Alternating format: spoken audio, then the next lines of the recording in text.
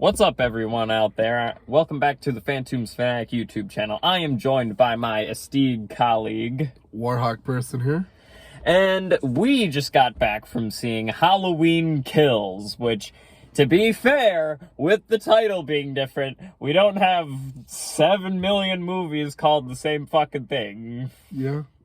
Because there's Halloween, Rob Zombie's Halloween, Halloween 2018, and this one, Halloween Kills. But at least it's called something different. Yeah. Anyways, before we say what our main piece is about this movie, let's say our history with the franchise, what we think of it, because I never really made a review covering any other movies in this franchise. The Thorn timeline's canon. Oh my fucking god. The most exposure I've had to Michael Myers is in Dead by Daylight, which is an amazing game we could says stream. the guy wearing a Halloween shirt. I've also watched the original, the second, the third, the fourth. I think that the original is an okay slasher. I don't think it's the best slasher ever done. I actually think that Halloween 2, this sequel, and the Halloween 2018, because fuck, I'm already lost in this confusing bullshit the filmmakers left us with. But with all of that, I think me and him disagree. I think Halloween 1978 is probably the best of the franchise because it uses atmosphere as a way to set it up. He's stalking them, sure, but you don't know when he's going to stab them and kill them. It's about atmosphere, not about gore like these new ones. But I feel like there's a good enough suspense and payoff to that with the gore. With the original, you had suspense that then paid off with the kill, but not as good gore. With this, you have suspense, build up, then the good payoff with the gore, which I personally like. Yeah, by the way, the funniest thing in this movie is how you hear Michael Myers heavy breathing the entire movie. No, but that's the point, though. You also heard it in all the other ones. I know, but prior. he's a lot calmer with his breathing. In this, he's just having like a heart attack in his mask. Anyways, so let's actually talk about this one. Halloween Kills, released this year in 2021. Was it pushed back? Pushed back, like, actually, no, it wasn't. Really? It wasn't pushed back because of COVID? No, it was supposed to come out this year. Ah, okay. Because I remember just seeing a single teaser for this where it was the thing where they're driving away in the back of the truck and she's like, "Let him burn! Let him burn!" Anyways, so, what do we think of this? Yeah, us in theater going, "Ah! Ah!" I should have drew a thorn tattoo on my arm for this. God, I would have hated you for doing that. Anyways, what do we think of this film by itself? I think that it is a very well done sequel to the sequel, just like the original sequel. Just say a sequel to the remake. Sequel to the remake, sequel, retcon, bullshit. Hey, just say timeline 3. It's the third timeline. It's the timeline 3. No, it's the fourth. Oh yeah, the fourth timeline. My fucking god. Anyways, I think it's a very well done Halloween movie. I think it's like between Halloween 2018, I think that one is just a bit better because it has a better payoff in my opinion. I won't get into exact spoilers, but I think that one just has a better payoff than this one, but this one is still very well done. It is funny in some moments that I don't think we were supposed to laugh, but us being fucked up individuals like we are, we laughed at it. Oh, I think I'm more fucked up. I didn't get, you kept gagging at like every kill. I was just staring like. Okay, no. The only kills that I gagged on. You gagged when her head got blown off. Okay, whatever. Anyways. So as I was saying, I think that this is probably the second best Halloween sequel after the 2018 movie. Because the 2018 movie, I feel like it just had a better payoff, and we'll get into that. But pretty much the plot of this is the plot of... It's basically just... This is the resurrection to H2O, but this is the better resurrection. Yeah, I kind of like the kung fu. Shut up. I don't Busta mean Busta Rhymes coming in beating. That would have been an awesome cameo in this, though. they get Busta Rhymes to do a fucking cameo in this. Billy Karate's Michael Myers. Yeah, but as I was saying, this movie also feels kind of short. Felt kind of long for me. Really? I don't know. I also wasn't expecting it to end where it ended. Well, my problem with the movie is Try not spoilers. Michael's barely in it, so then it feels like the movie He feels is in it a lot. Barely. Hey, listen. Let me shoot my opinion. It feels like he's barely in it. In the midpoint, after he gets to his quote-unquote sanctuary, it's basically gone for like the rest of the movie until the end. So then it feels like 30 minutes of just dead air. I don't think Like it's my 30 live minutes. I streams. feel like it's 15 minutes. Like, Felt like 30 for me. because once he gets to that location, we then get some interesting, like, moral discussion, something about that. This movie moves at a breakneck pace, I would like to say. I feel like I'm never bored while watching it, because The pacing is what kills this movie for me. a complete opposite opinion on what I have. Because I honestly think that the pacing was well done, because you have...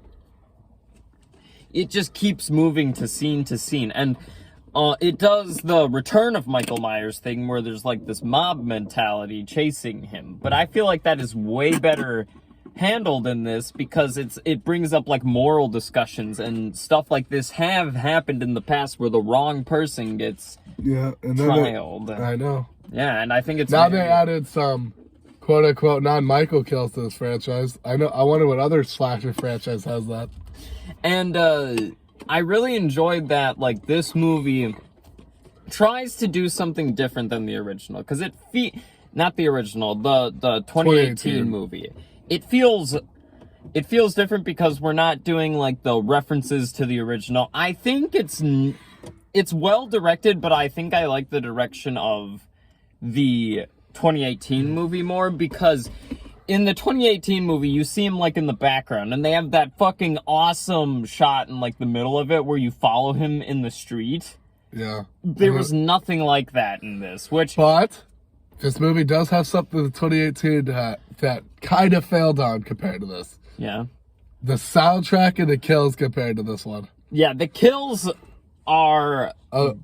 I think they're on par with the 2018. But the soundtrack. Yes, I would like to say that I thought that the soundtrack of the 2018 movie, done by John Carpenter, his son, and some other guy, Was good. Was This was good. done by the same people. and but it is so fucking good. Near the end of this, when there's like the showdown, like you hear this fucking awesome piece of music, this synth heavy shit, and I'm like, fuck yeah! The best part is at the end of the movie when they all, Yeah. This is kind of spoiler. I'm gonna try to keep it vague. When they make him put his mask on, and you think he's gonna kick all their asses, and then it's no. like when we played Friday the 13th on stream and you killed me. You guys just bullied me to death. Bam, bam. That's not how I imagine it going. Yeah, but no, I honestly think that this was it explores some very interesting themes with like the mob mentality thing, and it borrows from other Halloween movies with that mob mentality thing, and just some other interesting things where like we bring up problems that I kind of had with 2018, because in 2018 the Allisons, the Laurie Strode's daughter's husband gets killed, and all you get to that is like, where's Ray? But then in this, it's actually kind of like brought out a lot, not with the wife character really, but with the daughter, which I think was very interesting and gives motivation. And the effects are mainly practical, and they're good, gory ass kills. It makes Saw look like a joke. I don't know. Spiral still had some pretty good shit, which we reviewed. Please Actually, go check that review out. I'll be honest. The true critique on the gore I can give it this is the gore of this movie makes Saw look like Sesame Street. I swear you stole that from something. I did, but it's a movie you won't watch because it's so gory. Okay, anyways. But no, I honestly think that this is a very well done movie. It's entertaining, it moves at a breakneck pace. It has problems, especially with the third act, in my opinion, because it was me personally not expecting that. It didn't give me the satisfying conclusion that I would like, so we're gonna go into spoilers here to talk about this. So definitely. My unspoiler review is I say it's better than what the critics put it, because the critics are either below 50 or they're on 50. It's a devising movie. Dividing. Yeah. I think it's a very entertaining movie. It has good effects, good portrayals from the female cast. Again, Judy Greer and Jamie Lee Curtis is very interesting. And I like that they bring back some of the older characters in the first movie and bring it up here to see like the effect that Michael has. I think that's a very interesting thing that they explored in this. But yeah, I definitely recommend this if you like the 2018 movie and you want to see a finishing to that. But due to the fact that the ending really left me kind of like, I just personally didn't like it because I didn't know where it was gonna head. And there's this like philosophy over Michael that really, it amounts to something, but at the same time, it's like, I just feel like you're preaching at me. My view on it is I like the ending because it catches you off guard, and because it subverts your expectations on the fact that it actually went that extra mile. Are we in spoilers? Yeah, we can go into spoilers now. I recommend that you see the movie. I think it's good. I just have that tiny problem with it. I think it's very similar to the 2018 movie. It just does things a bit different, which I like. Do something different, just don't do the same thing. Anyways, say your piece before we get to spoilers. Okay, my piece. Well, if I was counting correctly, because we're trying to do some. What was the goriest kill? Because there's 3 kills that stood out in my mind for goriest. The guy's head in the stairwell. That one's up there. The guy's head in the bathroom window in the beginning. Yeah. And the second one is definitely the one with the eyes. Yeah, but no, I recommend it. Do you recommend seeing it? If you saw the 2018 one, you'll watch it, but I feel like it'd be better to watch once the planned sequel to this comes out, so you can watch it all in a trilogy. Yeah, because this one, I feel like it just feels not the completest it can feel. I feel like it's just missing a bit of something that maybe another like screen pass or something like that, but I think it explores interesting ideas. It just doesn't lead to a satisfying conclusion. So if I'm gonna grade this like an A, B, C, D scale, I'm gonna give it a B. I think it's very well done. It's very well done. I just felt it lacking in the end, but it has good music, some good ass kills, some good acting, some very interesting like. I'm gonna put my ranking in before we get into spoilers. My ranking is A+. I give it an A+ because, in my opinion, the gore, the kills, the fact that they make Michael scary as shit in that because you don't know what he's gonna do. Yeah, and I like that they try to change up his design more to like differentiate, because like he was in the fire, so half of his mask is burned, which I like that. I also like how they're dancing around with the idea that he actually is unkillable. Because they do that because they kind of did that in the first one. They kind of danced around with that idea. Because I shot him 6 times. That's Halloween too. No, well, he says no, he doesn't. Fuck.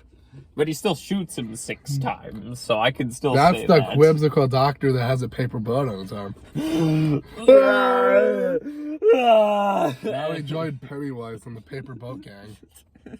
Yes, that's the best theory ever. It's just Pennywise making Michael invincible, the embodiment of fear. Exactly. But no, we both say watch the movie. It's entertaining.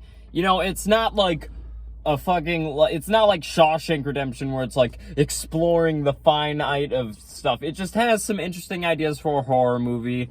I definitely recommend it. Spoiler Let's time. begin the spoilers. I'm gonna start off with my biggest negative in the movie, which is Jamie Lee Curtis.